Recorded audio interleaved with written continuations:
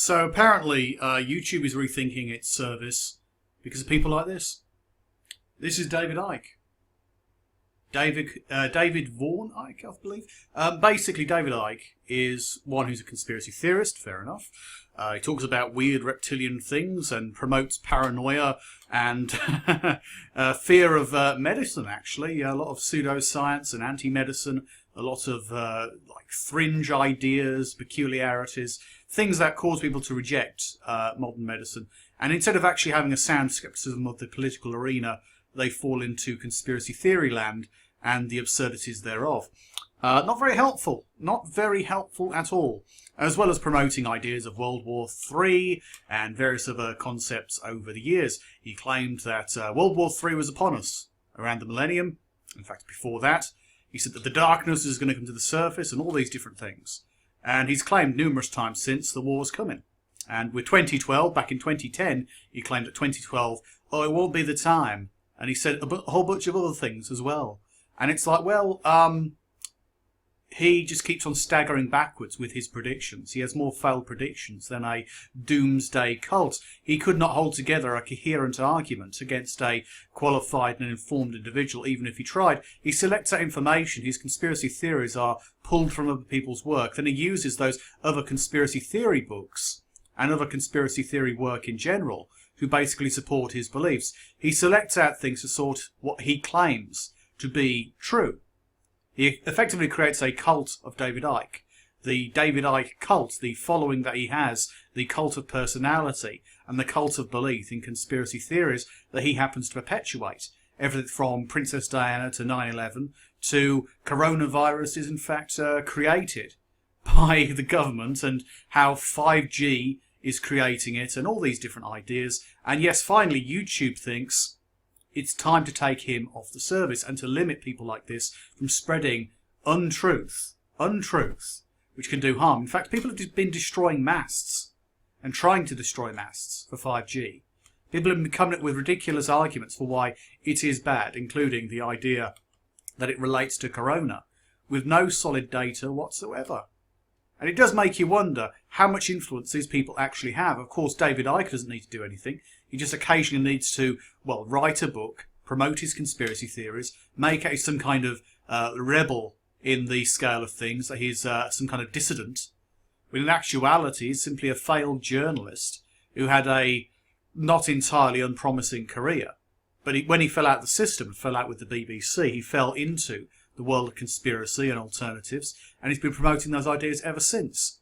Was it purely a business move? It's hard to say. But in any case, the dangerous ideas are the fundamental, and the dangerous ideas are the things that do harm. When a person like this basically promotes something, many of the people who do believe, people perhaps with underlying mental health conditions, in some cases including psychological problems, well, is it any wonder that they take it very seriously? Most of the people buying his work, most of the people perpetuating his lavish lifestyle, you know, he's able to afford homes here and there. He's able to go to different parts of the world very easily. He makes a few million per year at least on book sales, on product sales, on appearing in documentaries and various shows he does around the world.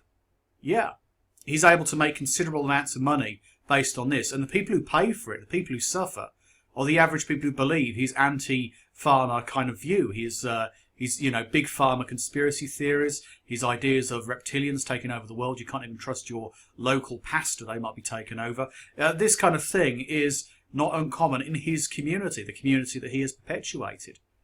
And it must be said that the dangers, the damage that's caused by this kind of belief, it might well seem benign at first. You end up with a person who has a wacky belief, a wacky idea, who feeds their paranoia of government and the things relating to government, various intelligence agencies and the like. But eventually it gets to a point where it's in fact quite toxic. Now, corona is only one example. Also, I could mention Jimmy Savile and some of the other people out there who were clearly vile criminals. And what does David Icke say? Oh, he's been saying for years, I've been saying for years about these people. It's like, no, you've been saying they've been involved in eating babies, sacrificing people, satanic rituals and the like, involving half reptilian members of the Illuminati and their puppets. I would not say that's the same thing as saying some people, like Jimmy Savile, were basically vile sex criminals. There is a difference. But people go, see, it's proven. His community, this hardcore of people who follow his work, and I do mean the hardcore, not just simply people who might watch his work here and there. Those people are the people who will say David Icke was right. David Icke was right. They forget about David Icke being wrong. They forget about his issues. They forget about his problems and the nonsense that's fallen out of his mouth. Him calling his ex-wife a reptilian. Come on, get real. Claims about, oh yes, World War III is coming. Like I said before, he's claimed World War III. He claimed it was on the way. He said, Afghanistan, Iraq, the next one's going to be Iran, then it's going to be full war. It's going to be all over the world, blah, blah, blah. And it's going to be about creating the new world order because they control all sides. Never happened. Never happened. And he's been dragging his heels and moving the dates ever since, just because his little crackpot theories have not come to fruition.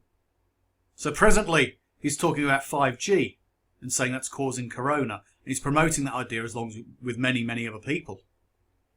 And it has no validity whatsoever. But the believers will then say of a person criticising that, the hardcore of believers, we are talking about a relatively small number of people. They will say, those people who are critics, as they have before, they've said it to me as well, they said, you're employed by the CIA, you're employed by the shadow government, you're employed by the secret order, the shadow government's, stooge, you're a shill, you're working for MI5, you're working for MI6, etc. There is a problem with mental instability and massive delusions when it comes down to the hardcore of David Icke supporters. And for those of you who are a bit more balanced and a bit more sane, I would say look again. Look at where he's got things wrong. See where he's made mistakes. See where he's corrected his work. I say corrected, he's basically playing apologist. I've made an error, but I'm going to put back the dates a bit and see if anyone notices. I'm still selling books. I've got away with it. David Icke is a joke.